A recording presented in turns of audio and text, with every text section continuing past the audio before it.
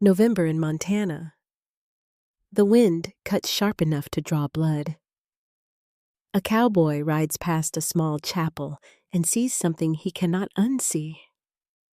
A woman in black, alone at 3 fresh graves. No preacher, no family. And she is filling in the last mound herself.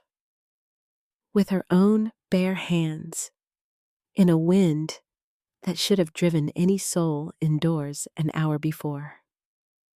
She is not crying. That is the part he cannot forget.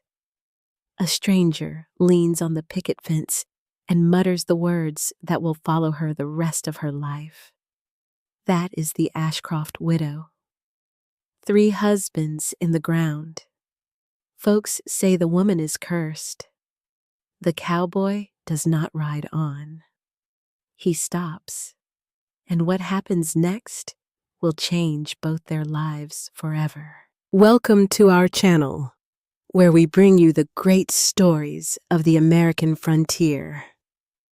Stories of cowboys and widows, of love forged in hard country, of mothers and daughters, of the quiet courage of ordinary people who chose kindness when the world gave them every reason to choose otherwise. This is a story about carrying grief without letting grief bury you. It is a story about a woman who learned that outliving the people she loved was not a curse. It was a kind of courage. If a story like this one touches your heart, please take one moment to tap the like button. Leave a comment telling us where you are watching from. Share this with someone who needs to hear it. And subscribe so you never miss another tale from the old American West. The wind off the Yellowstone was the cutting kind, the kind that found every seam in a man's coat and reminded him that November in Montana territory does not forgive a loose button. Caleb Rourke pulled his black gelding up at the edge of the small cemetery behind the wooden chapel at Miles City. He had not meant to stop. He had meant to ride straight to the Buckhorn rooming house, pay for a bed, and sleep off 3 months of drifting up from Wyoming. But then he saw her, a woman in black, auburn hair knotted tight under a mourning scarf gone gray at the edges, standing alone in front of 3 graves. No preacher, no family, not one soul beside her. She was finishing the 3rd mound herself, a rusted shovel in her bare hands, no gloves. In a wind that should have driven a body indoors an hour past. She was not crying. That was the thing that made Caleb stop. He had seen women weep at gravesides. He had seen women scream. He had seen them fold down into the grass and refuse to rise. He had never seen a woman fill in her own husband's grave the way a farmer fills in a furrow. Steady, even, like her hands had known this work before. A stranger in a buffalo coat stood by the picket fence chewing tobacco. He muttered sideways to the man beside him. "That there," the stranger said, "is the Ashcroft widow. 3rd one she's put in the ground. Folks say the woman is cursed." Caleb did not answer. He only watched. And something in his chest, something that had been dead since the 25th of June, 1876, turned over once and went still again. He took in the widow with a scout's eye. Her back was straight. She was not bent the way grief bends a woman. Her hands were calloused. Those were not a lady's hands. She held that shovel the way a man who had worked one all his life held it. And her mourning scarf was old, faded at the folds. Not a new one bought for the 3rd burying. Caleb clucked to his horse and moved on. That evening, at the Buckhorn, he took a corner table and a bowl of stew. He listened more than he drank. 2 drovers at the next table were talking about the Ashcroft spread. The 3rd husband, they said, a man named Thomas, killed under a threshing machine 3 weeks back, left behind 320 acres properly proved up under the Homestead Act. Also left behind a debt of $1,840 to the Miles City Cattlemen's Bank. Deadline the 1st of June next year. Fail to pay. The bank takes the land. One drover spat into the brass pan by the stove. "And she can't borrow a cent," he said. "Territorial law. Widow can hold land. But a woman can't sign a new note without a man to co-sign, so she's got the land in one hand and no way to save it with the other." The tobacco chewer from the cemetery walked in. He turned out to be the town blacksmith. Earl Pritchard was his name. He took a chair and filled in the rest for anyone who would listen. "First husband," Earl said, holding up a finger. "Thrown from a horse, broke his neck. Second, pneumonia. Third, that threshing machine. 3 in a row, gentlemen, 3 in a row." Earl shook his head. "Parson Hargrove wouldn't even read over the third one. Said the good Lord don't do business with the marked. Ain't a hand in this whole territory'll take work on her spread. Ain't a store in town'll sell her on credit. Mrs. Henley down at the dry goods, why she puts her change on the counter now. Says she don't want to touch the woman's palm." Caleb finished his stew. He paid his nickel. He went upstairs to a bed that did not fit a man of 6'1", and he lay on his back with his hat over his face and did not sleep until well past 2. He kept seeing the widow at the graveside, filling it in herself, not crying. The next morning, he walked into the general store for a pouch of tobacco. A notice was tacked to the door frame, fluttering loose at one corner. "Rain blurred, 3 weeks old. Ranch hand needed. Ashcroft spread, Tongue River, room and board, $15 monthly. No questions asked." No one had torn it down. No one had asked after it. Caleb stood in front of it a long moment. Then he reached up, pulled it free, folded it once, and slid it into the inside pocket of his coat. Earl Pritchard came out of the store behind him, a sack of nails on his shoulder. He looked at the door frame where the paper had been. He looked at Caleb. "Cowboy," Earl said, "you don't know what you just done." Caleb did not look at him. He was busy checking the cinch on his saddle. "Maybe not," Caleb said. "But I know what I'm running from, and that is worse." He mounted up. He turned the gelding toward the Tongue River Road. Mercy Ashcroft was counting coins in a tin box under the kitchen floorboard when she heard the hoofbeats. $47.12. Not enough for spring seed, not enough to hire a man to cut hay, not enough for any of it. She had put the notice up 3 weeks. Not one soul had come. She was not surprised. She had buried her last scrap of hope with Thomas. The hoofbeats slowed at her gate. One rider, a single horse. The sun was almost down. She set the tin box aside. She stood up. She smoothed her black skirt with 2 hard passes of her hands, though there was no one to smooth it for. She lifted the 1873 Winchester from the pegs above the stove. She checked the chamber. She walked to the front door. She opened it. The man stood under the porch eave, 3 steps back from the door, hat in his hand, not on his head, a worn buffalo coat, a plain face, a long look about him that she did not quite recognize at first, though she would recognize it later. He did not knock. He did not speak. He waited for her to see him. Mercy did not ask him in. She did not ask his name. She spoke plain, her voice even as a ledger sum. "Mister," she said, "before you ask me about the work, I'm going to tell you 3 things, and then you are going to ride out." The man said nothing. He only listened. "First," she said, "I have buried 3 husbands." She held up one finger. "Second, this town says I carry a curse, and they may be right." Another finger. "Third, the last man who took work on this spread died before I could pay him his first month's wage." She lowered her hand. "You ought to turn your horse around, now, before it gets full dark." The man did not move. He did not argue either. He just looked at her.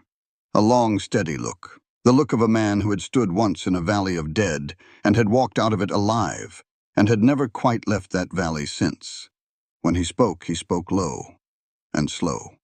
"Ma'am," he said, "I am not asking to be your husband. I am asking for work." He paused.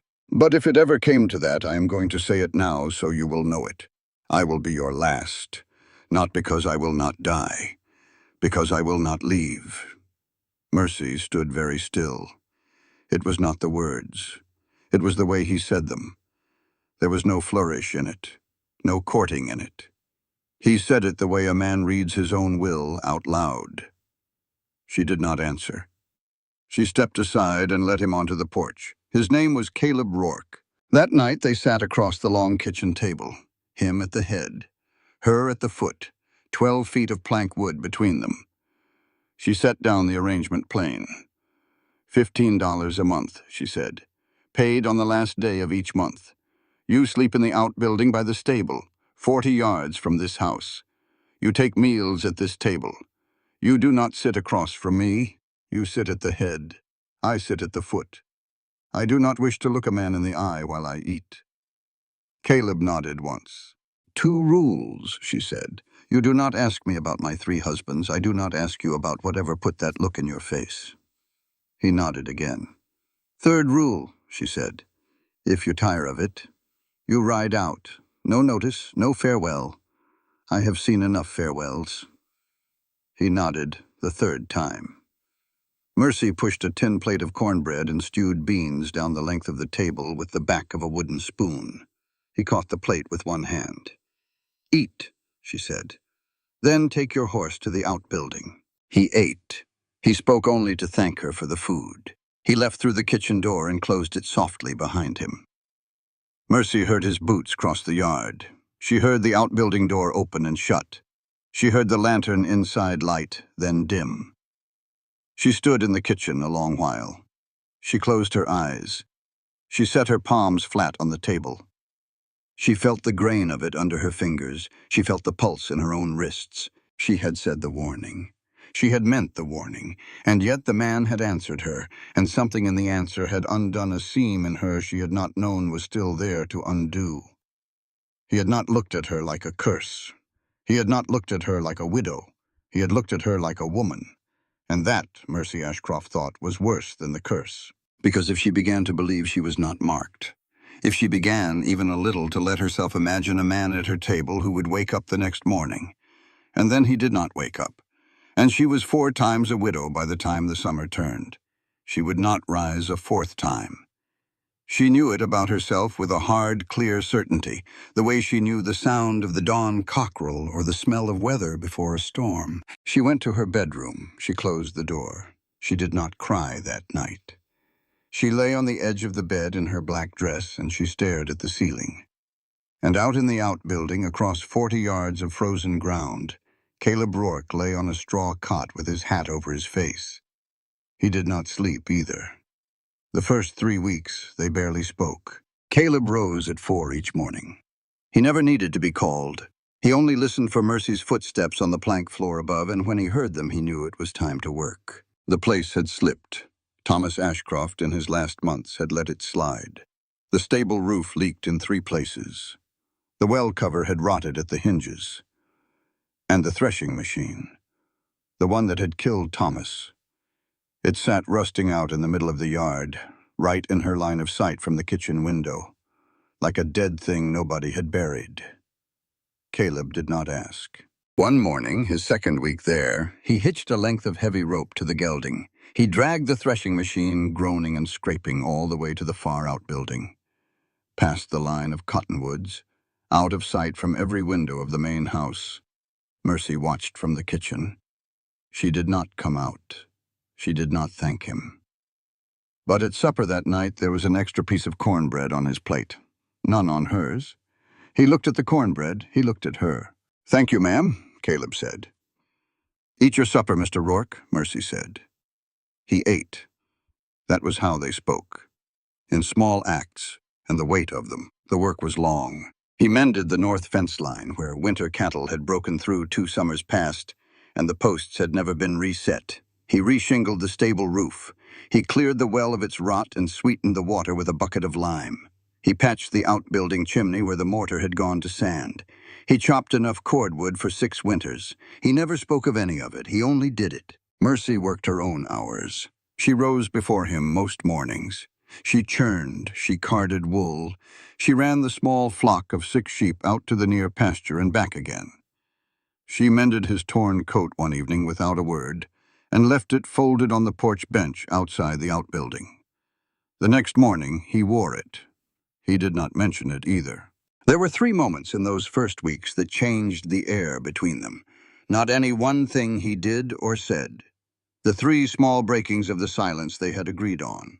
The first was the calf. It was 2 in the morning. A heifer bellowing loud enough to wake the dead. Caleb was out of the outbuilding before his boots were laced tight, lantern in hand. He found the heifer down by the far water hole and a newborn calf wedged deep in the black sucking mud, already half frozen, bawling thin. He knelt in the mud. He was up to his elbows in it, pulling at the calf's forelegs when the second lantern came bobbing across the yard. Mercy, hair loose, a black wrap thrown over her nightdress, her feet in her husband's old work boots, the laces gone. She did not speak. She knelt across from him. She set her lantern on a flat stone, and she put her bare hands in the cold mud beside his. Their fingers touched under the slurry. Neither of them pulled back.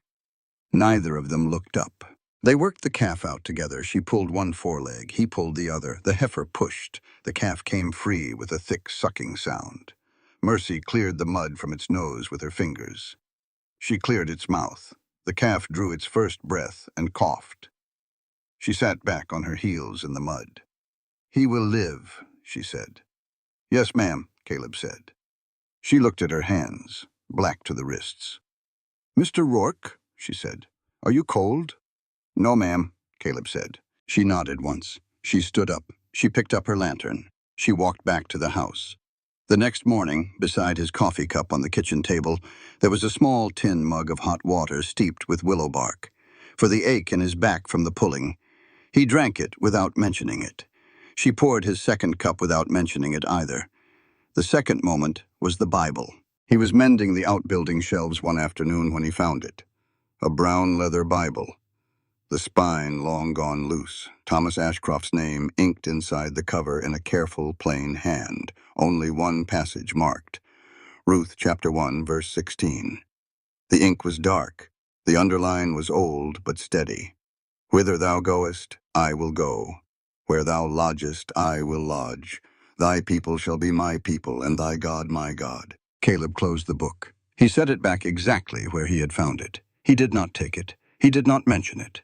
But that night, lying on his cot in the outbuilding, he stared at the rafters and thought, Thomas Ashcroft loved her, truly loved her. 3 men loved her, and the thought sat on his chest like a stone. The third moment was the graveside. The Sunday of his 3rd week, Mercy walked alone up the low rise to the north, to the small family graveyard on her own land. Not the chapel ground in town, her own ground. 3 wooden crosses there, names cut plain. Caleb did not follow. He knew enough not to follow. But he stood at the north fence line, a quarter-mile off, his hat in his hand, and he watched. She stood before the 3 crosses a long time. He could not hear her words. He was too far. She did not kneel. She did not weep. She stood the way he had seen old soldiers stand when they came back to a battlefield after 20 years, straight, silent, and waiting for something that did not answer back. When she came down the rise at last, he turned away before she could see him. That night at supper, she spoke. "You watched me, Mr. Rourke." Caleb set down his fork. "I did, ma'am," he said. "I apologize." "Do not apologize," she said. "You watched the way a man watches something he does not wish to intrude on. I noted the difference." She did not look up from her plate.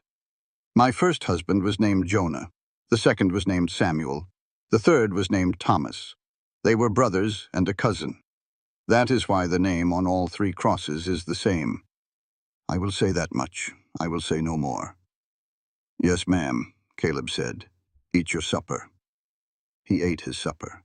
The first week of December, Mercy began to notice things about her hired man. He never sat with his back to the door. Not once. He would stand an extra minute in a room rearranging his chair if the only open seat faced the wrong way. He started at sharp metal sounds. One morning she dropped a cast-iron skillet. It clanged on the flagstone by the stove. Caleb was on his feet before the ring of it faded, his right hand gone to his belt where the old army colt rode. He stood frozen 5 full seconds. His face was the color of bleached linen. Then he breathed. He lowered his hand. He sat back down. "Beg pardon, ma'am," he said. Mercy did not answer. She only poured him a second cup of coffee. She knew that look. She had worn that look for 2 years after her first husband died. And she heard him sometimes at 3 in the morning. Through the outbuilding wall when the wind was right, breathing hard, not once, often. She did not ask. Then the blizzard came. It began on the afternoon of December the 9th. By dusk, the snow was knee-deep. By 8 that night, a man could not see his own hand held out at arm's length. The wind drove the snow sideways, hard as small shot, and every fence post was a ghost of itself. Caleb came in from the stable after the last round of the stock. He stood on the porch. The outbuilding was 40 yards off, and those 40 yards might as well have been 4 miles. He was caked white with snow from his hat brim to his boots.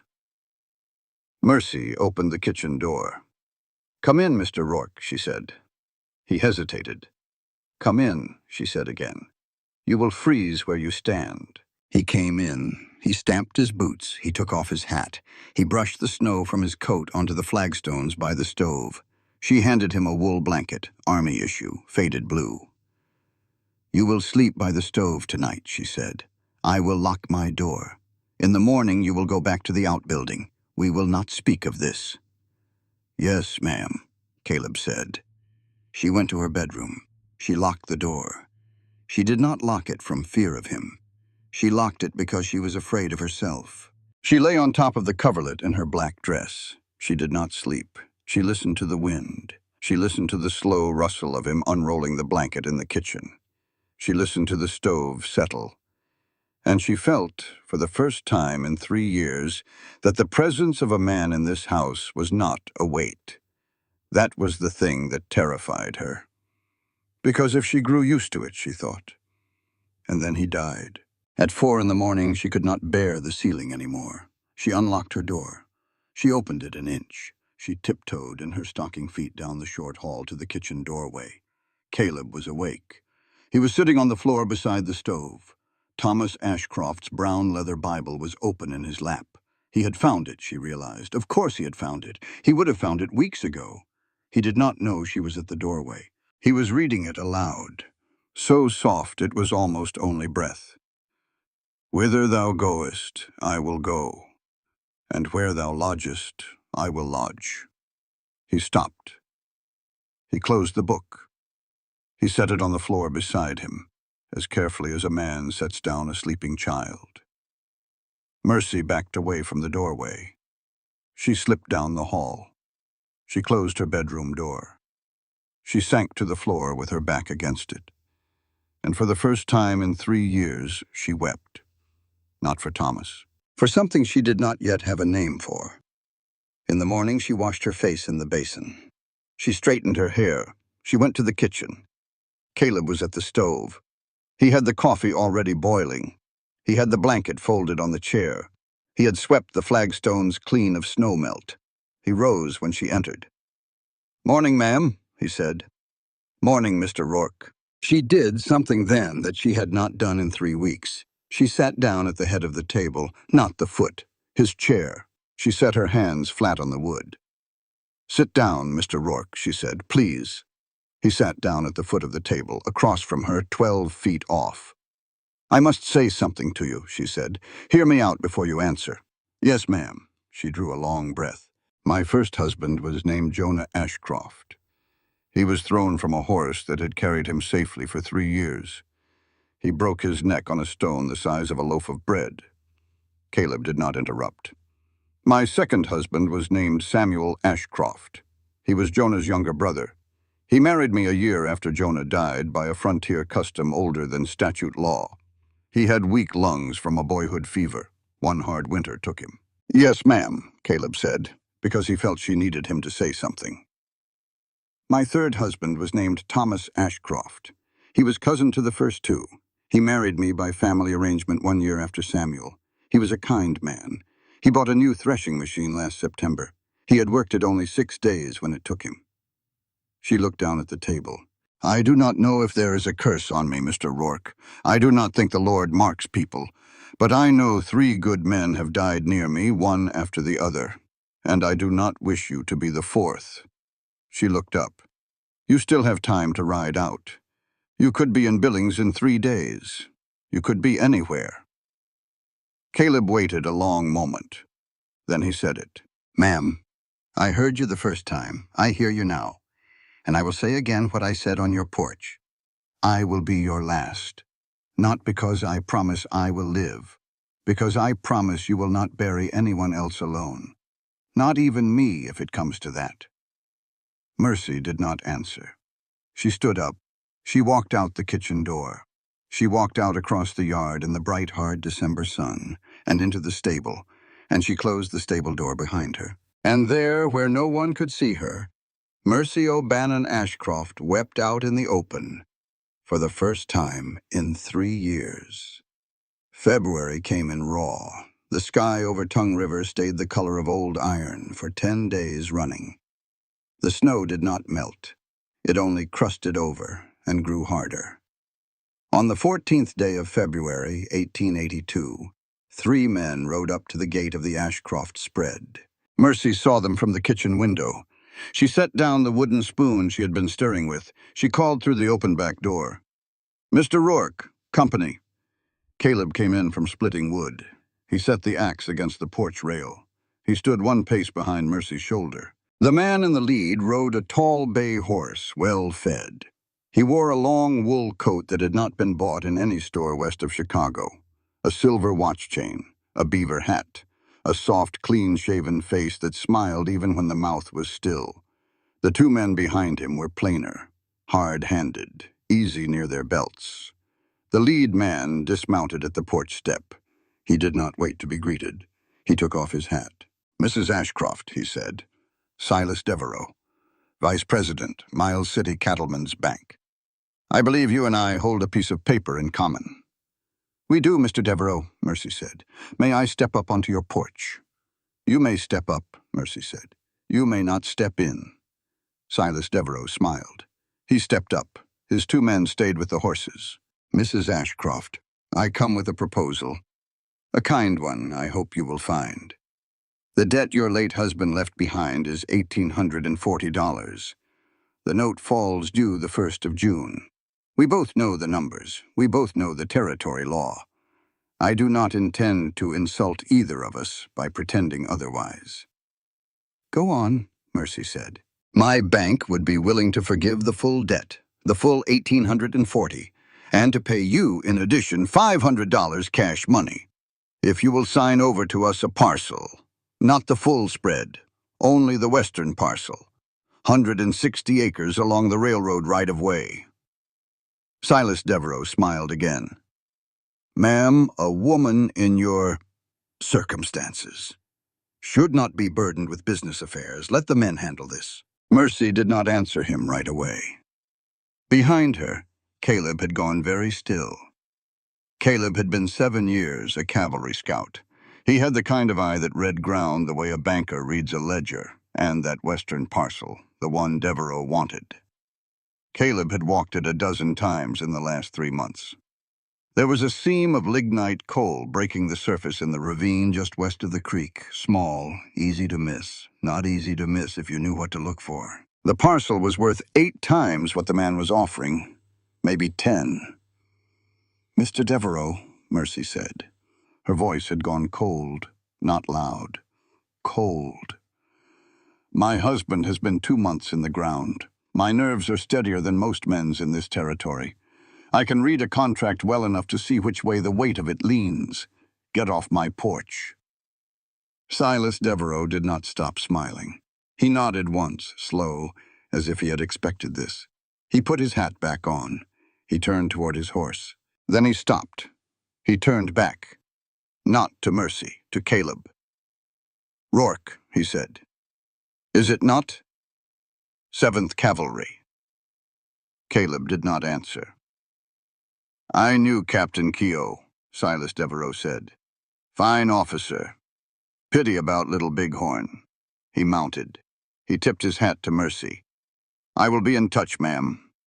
He rode out. His 2 men followed. Mercy and Caleb stood on the porch until the 3 riders were a half-mile down the road.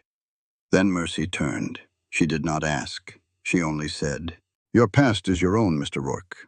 But if that man means to make a weapon of it, I will need to know what the weapon is. Caleb looked at the horizon. Not today, ma'am, he said. Soon, but not today. Soon will do, Mercy said. She walked back into the kitchen. Caleb stood a while longer on the porch. They sat at supper that night in the old arrangement. Him at the head, her at the foot. Halfway through the meal, Mercy said without looking up, He will come back. Yes, ma'am, Caleb said. Not him. The men with him. Yes, ma'am. I keep a revolver under the boards in my bedroom. My father's. I have not fired it in 10 years. My hand has not forgotten. She said it the way another woman might remark that a jar of preserves had been set by for winter. Caleb set down his spoon. Ma'am, he said, if I may, you may. Who was your father? Mercy looked up.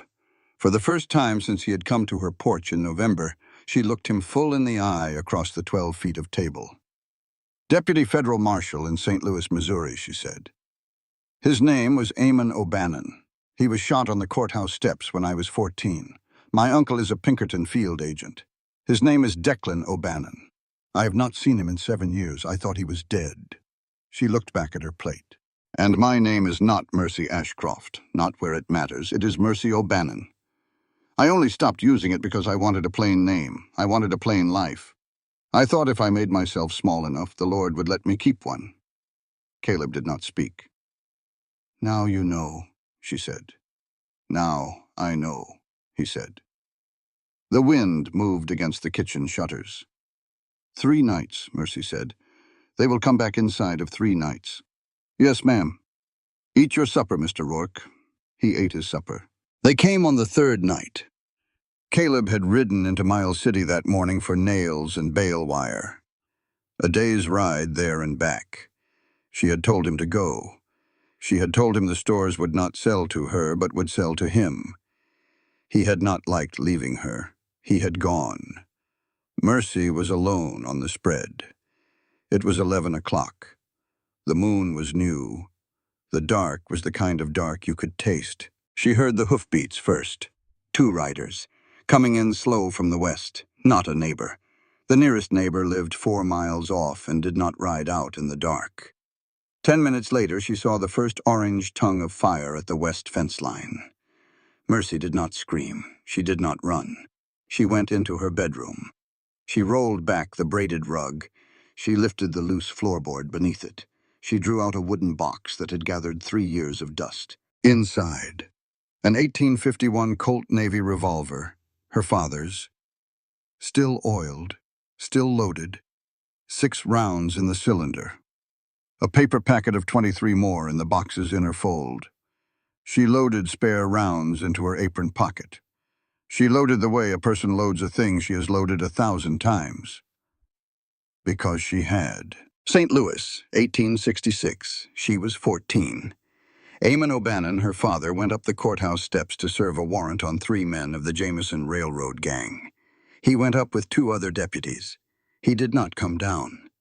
Mercy learned later from the coroner that it had been 7 shots. 4 of them in her father. Her mother had died bringing her into the world. She had no one else. Her Uncle Declan came down from Chicago on the next train. Pinkerton badge in his waistcoat pocket. He took her in. He taught her 3 things: how to shoot, how to read a trail, and 1 sentence she never once forgot. Mercy, he said, the world will not protect women. You will protect yourself, or you will not survive. That is not bitterness. That is the plain fact. And knowing the fact is what freedom is. At 19, she married Jonah Ashcroft, a decent Missouri farmer. Not for great love. She wanted out of her uncle's work. She wanted a plain name. She wanted to be, one time in her life, the kind of ordinary woman a plain God might forgive. Jonah fell from the horse. Samuel took the lung fever. Thomas went under the threshing machine. 3 widowings. 3 times she had pushed the colt deeper into the box. 3 times she had told herself that if she was quiet enough, meek enough, plain enough, the Lord might let her keep one. Tonight, for the first time in 10 years, Mercy O'Bannon loaded her father's gun. She moved to the bedroom window. She did not light a lamp. She eased the sash up an inch. Cold air came in. She watched the fence line. 2 men on horseback, lit up orange by the burning post. One was throwing kerosene from a can onto the next post. The other held the horses, 30 yards, a hard shot by lantern light, an easy shot by firelight. Mercy breathed out slow. She held on the man with the can. She squeezed. The colt roared. The kick was an old friend in her hand. The man with the can dropped. He screamed. His partner hauled him up across the saddle. They rode off west, hard. The burning fence post fell sideways into the snow and guttered out in a hiss. Mercy stayed at the window 5 more minutes. Then 10, then 30. Nobody came back. She went downstairs. She sat at the kitchen table in the dark with the colt laid across her knees. She did not weep. She did not sleep either. Caleb rode in at 5:15 in the morning. He had ridden through the night when he saw the glow on the western horizon long before he knew what it was. He came in the kitchen door without knocking. He saw her at the table. He saw the colt. He did not ask if she was all right. He did not ask what had happened. He asked one thing. How many shots? 1, Mercy said. Caught him in the leg. Caleb nodded. He set his saddlebag by the door. He took off his coat. He sat down in his chair at the head of the table. He poured himself a cup of coffee from the pot she had brewed at 4. Rounds left? 23. Good. He drank half the cup. They will not come back tonight, he said. They will want a doctor. The nearest one that will not ask questions is in Forsyth. 70 miles. 3, maybe 4 days. Yes, Mercy said. She set the colt on the table between them. Mr. Rourke, she said, I told you my name last week. I will tell you the rest of it now. I can shoot a dime off a fence post at 50 yards. I could once. Tonight was the first time I have fired that revolver in 10 years. My hand has not forgotten. Caleb nodded. I married 3 Ashcroft men, she said. I am telling you this so you will understand. I did not marry them because I loved them greatly. I married the first to escape my uncle's work. I married the second because his family asked and I had nowhere else. I married the third for the same reason. Each time, I told myself if I was small enough, the Lord would let me keep him. Each time I was wrong. She looked at him. I will not be small anymore. I cannot afford it. If you mean to stay, you stay with Mercy O'Bannon, not Mercy Ashcroft. Do you understand me? Caleb set down his cup. Ma'am, he said, I have been waiting to meet Mercy O'Bannon for 3 months. Mercy closed her eyes. She put her face in her hands for one long moment. When she lowered her hands, she was composed again. Eat breakfast, Mr. Rourke. Yes, ma'am. She cooked eggs and salt pork. They ate in their old arrangement, him at the head, her at the foot, but the thing between them had changed, and they both knew it, and neither of them spoke of it. At the end of the meal, Caleb said one thing more. Ma'am, if we are to stand against Silas Devereaux, I must tell you the thing he will use against me. I should have told you already. Tell me when you are ready. I will tell you now. So he told her. 1 week after the burning, a mild afternoon, the first true thaw of the season, Caleb was on the stable roof, mending a run of old shingles. The rafter he set his weight on was more rot than wood. It cracked under him. He came down sideways, catching himself on his right arm, and the broken butt end of the rafter drove into his shoulder. He climbed off the roof under his own power. He did not call out. He walked into the kitchen with his right shirt front soaked black with blood. Mercy took one look at him. She said, Sit. He sat. She heated water. She laid out clean linen. She got him out of the shirt without much help from him. And when the shirt came off, she saw the scar. A long crescent from the shoulder joint down to the collarbone. Old, white, a ridged seam that had not been stitched by a trained hand. No small wound. The new cut ran across the top of the old scar, a fresh red line over an old white one. Mercy washed the cut. She cleaned it with the stub of a whiskey bottle she kept for the purpose. She took 3 small stitches with a sewing needle boiled clean. Her fingers brushed the old scar. She stopped. She did not ask. She only held her fingers still. Caleb took a breath. For the first time in 6 years, he spoke it out loud. 25th of June, he said. 1876. Little Bighorn River, Montana Territory. Mercy did not lift her fingers from his scar. I was a sergeant in Captain Miles Keogh's company, Company 1, 7th Cavalry. My captain gave me an order at 3:40 in the afternoon. Ride back up to Weir Point, bring down more ammunition. He said it plain. Sergeant Rourke. Detached. Ammunition detail. Ride. He paused. He breathed. So I rode. 2 miles back. My horse lathered up. I gathered the rounds. I tied them on. I rode back. When I came over the last rise, the shooting had stopped. His voice was flat now. 210 men, Mercy. The whole of Custer's battalion. And my whole company with it, Keogh himself. They were all dead. All of them. I was the one who was not there. I was the one who had been ordered away for ammunition. I was the one who lived. Mercy did not lift her fingers. Not because I was braver. Not because the Lord liked me better. Because I was in the wrong place. That is the whole of it. I went for ammunition. I came back too late. He swallowed. I was 29. I'm 35 now. 6 years. I have not slept more than 4 hours in a row. 6 years I have drifted Wyoming, Dakota, down into Kansas, taking work, taking whiskey, taking anything that kept me off a cot at night. Because when I lay down, I saw them, all 210, and every single one of them asked me the same thing. He looked up at her. Why not you, Rourke? Mercy did not speak. I came to Miles City, Caleb said, not to find work. I came to disappear.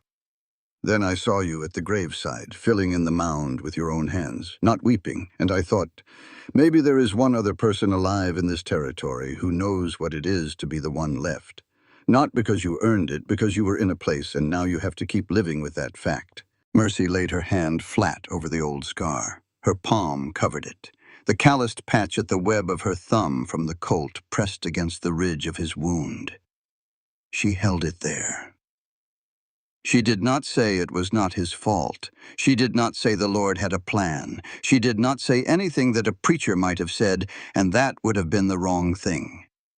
What she said was this. I know the weight of it, Caleb Rourke, to be the one left. It is not a blessing. It is not a curse either. It is only the thing we carry. And sometimes, it is a little lighter when there is another pair of hands carrying it with you. Caleb closed his eyes. He did not weep. He did not know how anymore. But something in him that had been locked shut for 6 years opened a crack. She finished the stitches. She bandaged the shoulder. She helped him back into a clean shirt. He caught her hand before she stepped away. He did not kiss it. He turned it palm up, and he lowered his forehead to rest against the heel of her palm. For 3 breaths. No more. Then he let go. He stood up. He walked out to the outbuilding. That night, for the first time in 6 years, Caleb Rourke slept 8 straight hours and did not dream. The next 2 weeks were quiet. Too quiet, they both knew.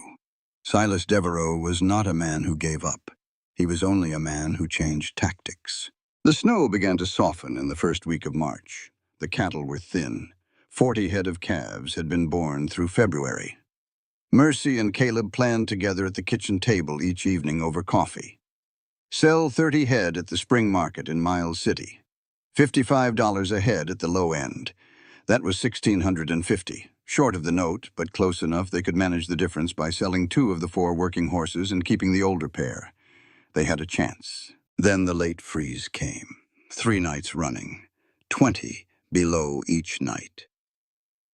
Caleb and Mercy worked until their fingers were useless.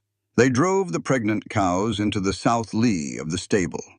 They built fires in iron barrels along the fence. They did what 2 people could do. On the 4th morning, 40% of the calf crop was dead. $1,100 lost on a single wether. They buried the calves in a long trench Caleb dug along the tree line. Mercy did not cry over it. She only stood at the edge with her arms folded, and when he was done, she said, "We will make it up somehow." "Yes, ma'am," Caleb said. 3 days later, the paper came. The Miles City Star. Earl Pritchard brought a copy out to the spread himself. He did not know what was in it. He had thought they should see it. Front page, column 1, War Hero or Coward. Questions surround Ashcroft Hand. The piece had no author's name. It charged that Sergeant Caleb Rourke of the 7th Cavalry had ridden out of camp shortly before the Little Bighorn engagement and had not returned until the shooting was done.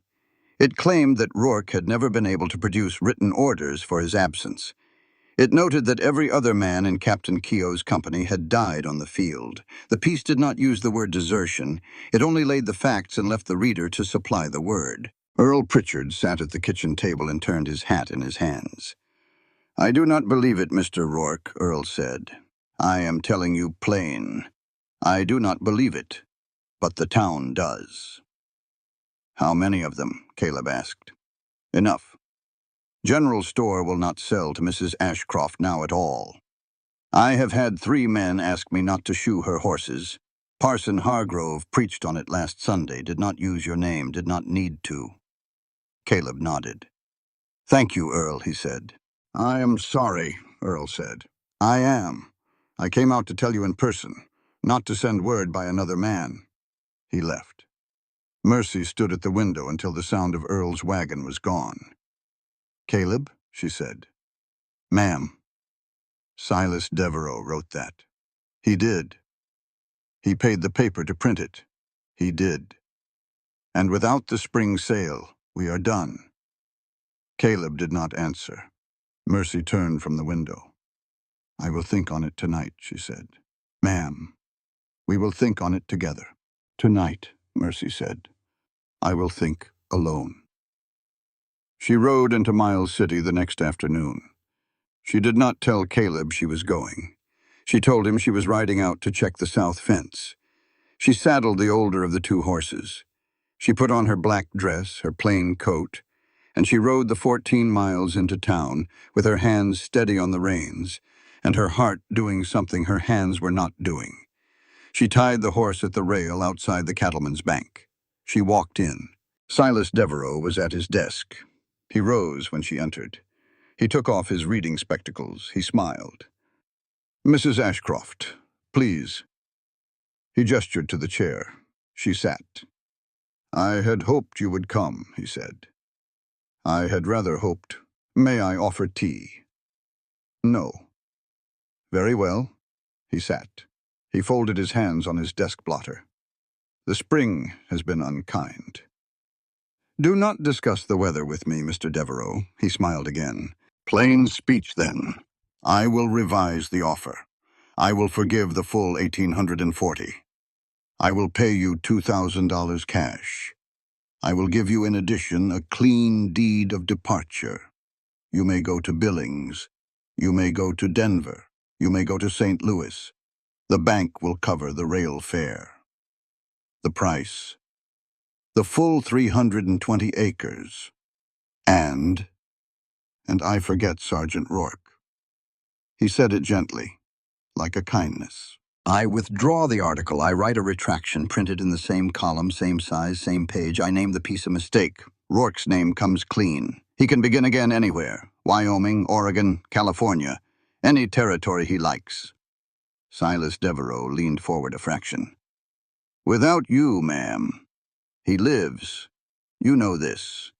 You have seen it 3 times. I say it without malice.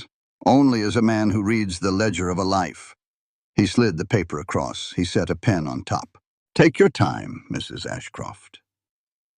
Mercy picked up the pen. Her hand was shaking. Not much, but she saw it shake.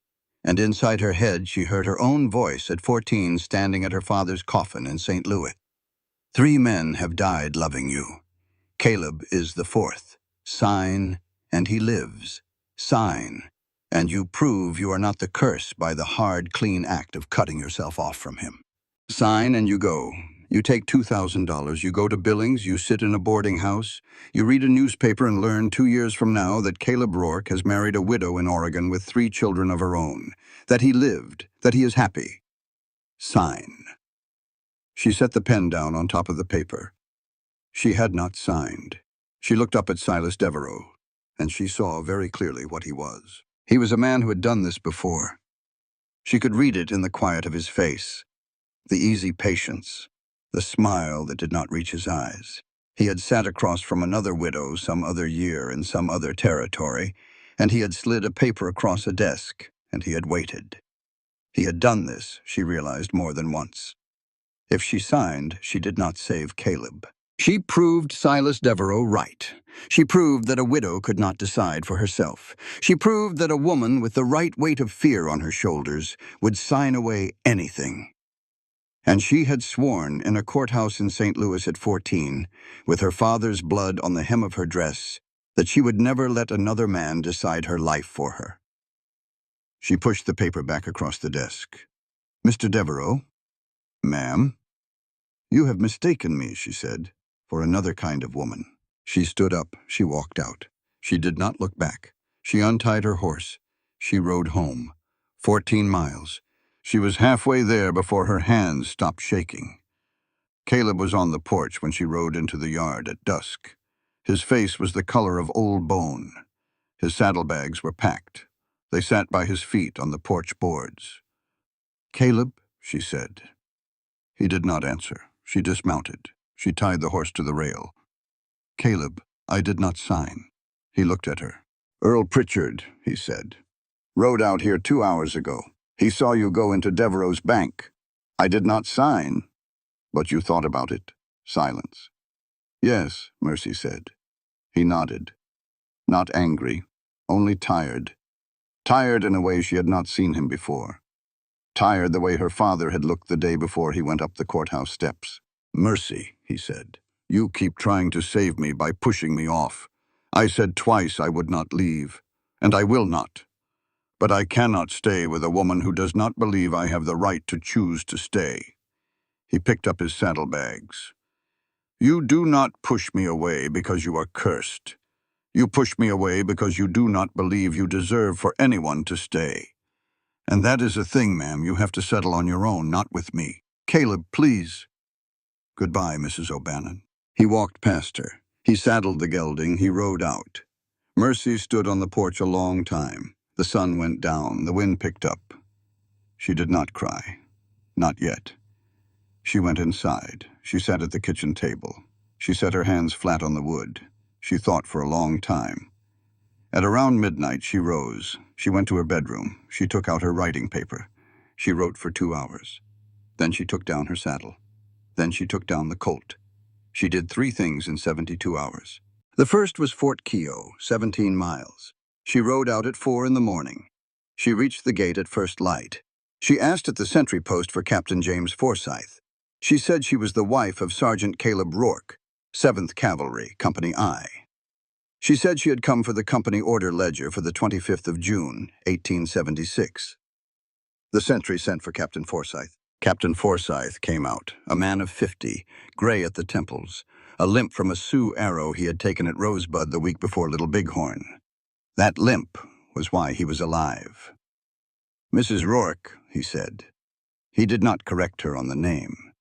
"Captain, a good man is about to lose his name to a newspaper lie. You can choose to live the next 20 years with the silence of that, or you can help me." Captain Forsyth looked at her a long moment. "Come inside." He walked her to the records room. He unlocked the cabinet himself. He drew out the Company I ledger. He turned to the 25th of June.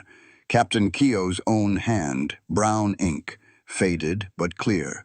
Sergeant C. Rourke, detached to ammunition detail, Weir Point, 25th of June, 1876, 3:40 p.m. Signed, Amiskio, Captain. Mercy O'Bannon looked at those lines for a long, quiet minute. May I have it copied? I will copy it for you myself, Captain Forsyth said. In triplicate. I will sign and seal each copy as a true reproduction of the original. If that paper is used in any court, any newspaper, any matter whatever, my name stands behind it. Thank you, Captain. Ma'am, your husband rode out with my second cousin that morning, Sergeant Patrick Donahue. Donahue died at the point. Rourke did not. That is the whole of the story. Anyone who tells it different is selling a lie. Yes, Captain. Tell him I remember Donahue. Tell him Donahue's family always believed the order was clean. Tell him we have been waiting for him to come back to it. She carried the 3 copies rolled in a tube of oilcloth. The second thing was the telegraph office. She wired St. Louis, Missouri. Pinkerton National Detective Agency. Attention Declan O'Bannon, or any agent still acquainted with him. The message was 14 words long. She signed it, Mercy O'Bannon. She waited 2 hours on a bench outside the operator's door. The reply came back longer than her message. It said, Niece. Stop, alive. Stop. On the train tonight. Stop. Have records. Silas Devereaux, Dakota, 1876 to 1880. Stop. Bringing. Stop. Uncle. She read the word uncle 3 times. She folded the sheet. She put it in her pocket. Her hand was shaking again. She did not mind this time. The third thing was the hardest. She rode back to the spread. She did not go inside. She tied her horse at the gate. She walked up the low rise to the north to the family graveyard on her own land. 3 wooden crosses. Jonah Ashcroft, Samuel Ashcroft, Thomas Ashcroft. She knelt between them, not in prayer. She laid a sprig of sagebrush on the first grave. A stem of early prairie rose on the second. A small green branch of young willow on the third. She spoke to each of them. Jonah, you fell from that horse because the horse was 17 years old and we never thought to count. Not because I touched his reins. She moved her hand to the second cross. Samuel, you had weak lungs from the fever you took at 9. The cold took you because it takes weak lungs. I am not the thing that made the winter cold. She moved her hand to the third. Thomas, the threshing machine was new. You did not know the way of it. You worked a 14-hour day to try to finish before the rain. It was the machine. It was the tiredness in your hands. It was not a curse in my palms. She drew a long breath. I am not a curse. I am a woman who has been the one left, and I am burying the lie of it here today beside the 3 of you. I'm sorry I let the lie bury me for 10 years. I would have been a better wife to each of you if I had known, when you were alive, that I was not the thing that was going to kill you. She stood up. She did not brush the dirt from her knees. She walked down the rise. She rode into Miles City. She stopped at the blacksmith shop. Earl Pritchard was shoeing a mule. Earl? Mrs. O'Bannon. He had heard her name from someone. She did not ask whom. Where is Caleb Rourke? Earl set down his hammer. He is in Terry, ma'am, 40 miles east. He took the Jacobs Landing Road out of town 3 days ago. I heard from the station agent. He bought a ticket on the 7 o'clock morning train west to Wyoming. Tomorrow's train, not today's. He is waiting at the platform. Thank you, Earl. Ma'am, I'm sorry about the paper. I should have spoke up sooner. Do not apologize to me, Earl. Apologize by telling the next man the truth. Yes, ma'am. She rode through the night. 40 miles. Through country where lone women did not ride. She passed 2 drovers' camps. The men at the first camp stood up when they saw her. She rode past with the colt on her hip in plain sight and did not turn her head. The men at the second camp did not stand up. They watched her go. Nobody spoke. She reached the Terry station at 6:15 in the morning. Frost was on the rails. A thin, cold light was coming up over the eastern grass. Caleb was on the platform, his saddlebags at his feet. The train was not due for 45 minutes.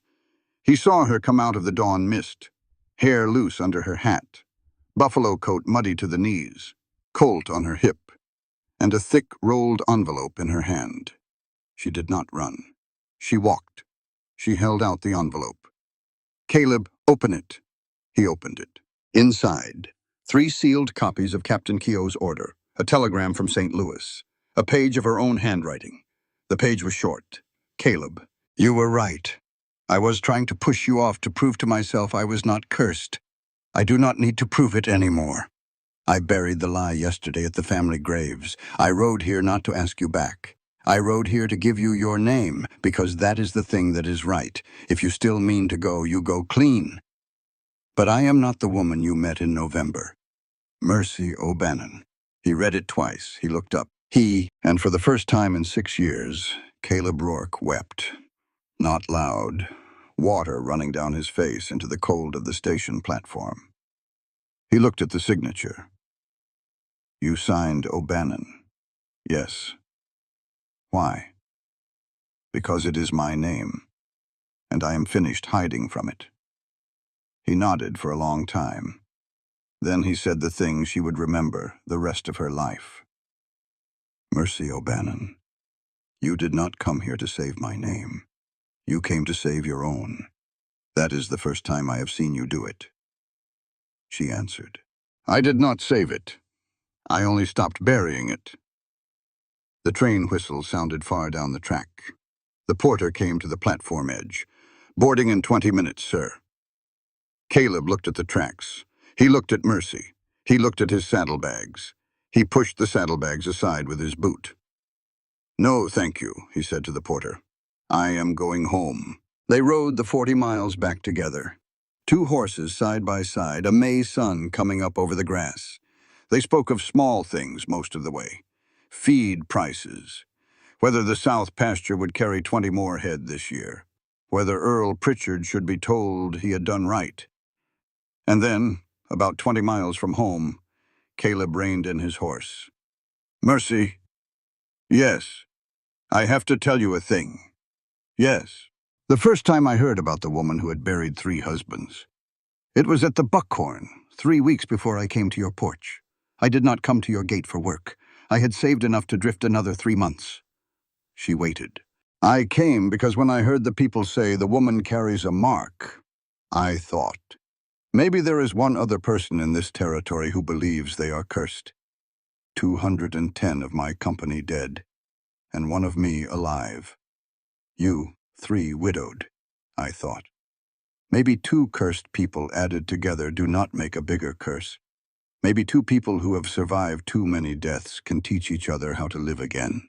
He looked at the horizon. "I did not come to save you, Mercy. I came because I thought you might know how to save me." Mercy reached across the short space between the 2 horses. She took his hand. She did not say it was the other way around. She did not say he had saved her. That was not the truth. The truth was plainer and better. "Then it is a good thing," she said, "that we found each other." Declan O'Bannon came in on the Northern Pacific the evening they rode home. An old man in a Pinkerton field coat, a thick envelope of records under one arm. He hugged his niece for a long time in the Miles City depot. He shook Caleb's hand. He said one thing to Caleb at the door of the station. "My niece has carried a revolver since she was 14. Do not mistake yourself, young man. You are not marrying a girl who needs protecting. You are marrying a Pinkerton." "Yes, sir," Caleb said. "I know. That is why I stayed." Declan laughed. He had not laughed in 7 years either. They went to the bank the next morning. The 4 of them. Mercy, Caleb, Declan, and a lawyer Declan had brought up from Helena on the same train, a woman named Catherine Morrow, one of the first women admitted to practice before the territorial courts. She wore a plain gray suit and a plain white blouse, and she carried a leather satchel that weighed as much as a small child. Silas Devereaux rose from his desk when they came in. The smile froze on his face when he saw the 4 of them. Catherine Morrow did the talking. She laid out the papers one at a time. The Pinkerton file, 4 other widows, Dakota Territory, 1876 through 1880. 2 of them had lost everything. 1 had taken her own life. 1, Hannah Beckett of Deadwood was alive and had signed a sworn statement naming Silas Devereaux by name. Catherine Morrow also laid down the 3 copies of Captain Keogh's order. "Mr. Devereaux," Catherine Morrow said, "I will be filing a federal complaint with the United States Marshal's office in Helena this afternoon. You may save yourself a great deal of trouble by canceling the Ashcroft note in full today. You may save yourself additional trouble by printing a retraction in the Miles City Star tomorrow. It will not save you from the federal complaint, but it will speak to your cooperation at sentencing." Silas Devereaux signed the cancellation of the note in 10 minutes. The retraction ran 3 days later. The arrest came 2 weeks after that. The trial was at Helena in June. The sentence was 7 years at the federal prison at Detroit. Parson Hargrove came out to the spread on a Tuesday afternoon, hat in his hand. He sat across from Mercy at the kitchen table. He did not ask for tea. "Mrs. O'Bannon," he said, "I have been wrong. I preached a wrong thing from the pulpit. I owe you more than I can repay in a life of Sundays." "Parson," Mercy said, "I did not come to you for an apology, and you have not come to my kitchen for one. I wish to ask you something instead." "Ask." "Will you marry Caleb Rourke and me? In the chapel, before the town, in the right order of things? And will you preach that morning on the Book of Ruth?" Parson Hargrove was quiet a long time. "I will," he said. "I will preach on Ruth. And I will say from the pulpit, before I read the vows, that I was wrong about you. I owe you that at the same price I did the wrong, in public." "Thank you, Parson." They were married on the 28th of May, 1882. Mercy did not wear white. She wore pale gray, the color of the sky after a storm. Caleb wore a clean coat and a plain white shirt. Declan O'Bannon gave her away. Captain James Forsyth stood as witness. Earl Pritchard brought his whole family. Mrs. Henley came, and she was the first to cross the room to Mercy at the reception, and she took both her hands and said nothing, which was the right thing to say. Parson Hargrove preached on Ruth. He said from the pulpit that the town had been wrong about the woman standing at the altar. He named it a sin, and he named it his own. At the vows, Caleb spoke first, as is the custom, then Mercy. And Mercy said what she had ridden through the night to say. "Caleb Rourke, I have buried 3 husbands. I warned you 3 times on that porch. I will promise you this now. You will be my last. Not because you will not die, because after you, I will not need another name to call myself by. I have my name already. Mercy O'Bannon Rourke. And I choose to wear it beside you for whatever days the Lord gives." Caleb did not trust his voice. He only nodded. And when Parson Hargrove asked if he would take her, he said the only word he was sure he could get out. "Yes." They walked out of the chapel into the Montana sun. A year passed. The spring of 1883 came in soft. The prairie roses bloomed early. The Hereford herd was 80 strong. The north pasture carried 20 more head than it had the year before. The well ran deep and cold. A daughter was born on the 2nd of April. They named her Ruth Amon Rourke. Ruth for the book Thomas Ashcroft had marked and Caleb had read in a blizzard. Amon for a man who had fallen on a courthouse step 30 years before. Mercy opened a small schoolroom in the parlor, free for the children of widows in the county. She taught them 3 things: reading, writing, and how to handle a firearm safely. Parson Hargrove sent 2 orphaned boys her way in the first month. Caleb took part-time work as undersheriff to the county. Sheriff Ezra Thompson had ridden out to the spread himself to ask. He had put it plain. "Rourke, this county did you a wrong once. Now you will be the man who sees nobody gets done that same wrong again." Caleb accepted. Of the 4 widows Silas Devereaux had cheated in Dakota, a territorial court in Helena ruled partial restitution. One of them, a German immigrant woman named Greta Mueller, moved her family to the Tongue River country that summer. She and Mercy became the closest of friends. On an afternoon in May of 1883, Caleb sat on the porch step of the main house, Ruth Amon in his arms, 2 months old, soft as a calf's ear. He pointed her tiny face toward the sky where the sun was going down the color of rose petals. "Baby girl," he said, low and slow, "your mama buried 3 good men, and then she buried the lie that it was her doing. And that is how your daddy got to meet her. Not because your daddy earned it, because your mama stood by herself long enough that a man worth standing beside could come to her at last. Ruth tugged at his finger, half asleep. Mercy came out onto the porch. There was flour on her hands from the evening bread. Her pale gray dress moved soft in the wind. She stood behind him. She set one hand on his shoulder. Caleb did not turn his head. Mercy. Yes. Do you remember the first night? Which first night, Mr. Rourke? The night you opened the door with the Winchester, and you told me you had buried 3 husbands. I remember. Do you still think I will be the 4th? Mercy was quiet a while. She looked out over the grass. She looked down at her daughter. She looked at the man who had kept his word for 18 months. Caleb, she said, I used to count what I had lost. Now I count what I have woken up to. He reached up. He took her hand off his shoulder and brought it around to his lips. He kissed the palm of it, the old place on the web of her thumb where the colt had worn a patch 10 years before. I am held to it, he said, every morning. I know, she said. The wind went through the grass. The sun dipped below the line of cottonwoods along Tongue River. The baby made a small, soft sound and fell asleep on her father's shoulder. They stayed on the porch until the first star came out over Montana. Mercy O'Bannon. Rourke lived until the year 1931. She buried Caleb in 1908. His heart gave out in his sleep at the age of 61. She never remarried. When people asked her, in her long widowhood, why she had never taken another husband, she would only smile, a small smile, a quiet smile, the smile of a woman who knew a thing she did not have to explain to anybody. I promised him, she would say, that he would be my last, and I keep my promises. She is buried next to him in the small cemetery on the low rise north of Tongue River. 5 graves now: Jonah, Samuel, Thomas, Caleb, Mercy.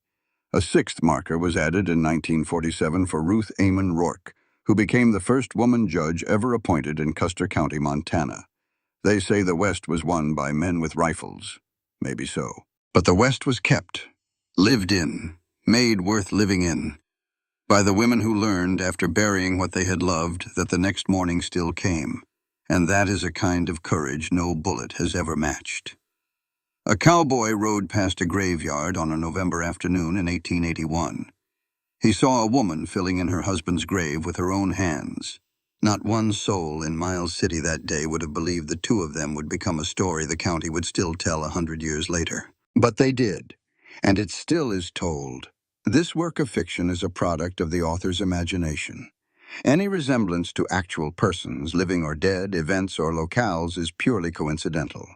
The narrative is intended solely for artistic and entertainment purposes, and should not be interpreted as a reflection of real individuals or factual occurrences. Friend, before you go, let me sit with you one more minute at the edge of this story, because a tale like Mercy and Caleb's is not just a Western, it is a mirror. And if we look into it honestly, we find pieces of our own lives looking back. Mercy Ashcroft buried 3 husbands. 3 good men, laid one beside the other in the Montana ground. And the town did what towns so often do. It gave her pain a name it could handle. It called her cursed. It called her marked. It crossed the street when she walked by. Because the truth, that grief sometimes lands on one woman 3 times in a row for no reason at all, is a truth most folks cannot bear to look at. So they turn a widow into a warning, and they let her carry alone what they should have helped her carry. That is the first lesson this story wants us to hold. A grieving person is not a curse. A widow is not a mark. A man who outlived his company on a battlefield is not a coward. They are simply the ones still here. And the measure of a town, the measure of a family, the measure of any one of us, is whether we walk toward such a person or whether we cross the street. The second lesson is harder. Mercy spent 10 years believing the lie the town told about her. She shrank herself. She buried the colt under the floorboards. She tried to be small enough, plain enough, meek enough, that God might finally let her keep one good thing. And none of it saved anyone.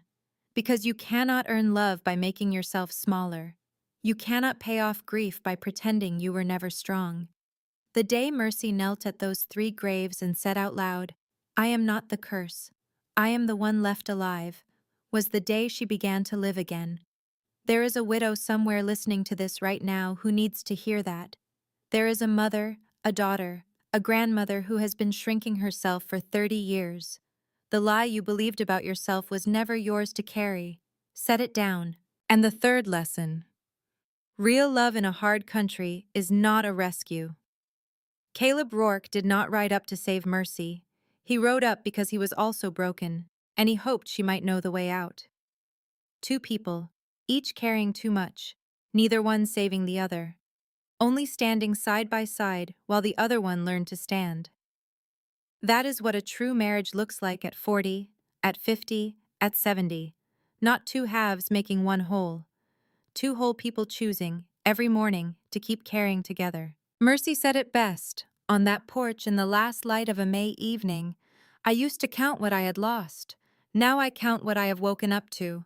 Friend, may you count your mornings too. God bless you, and ride safe."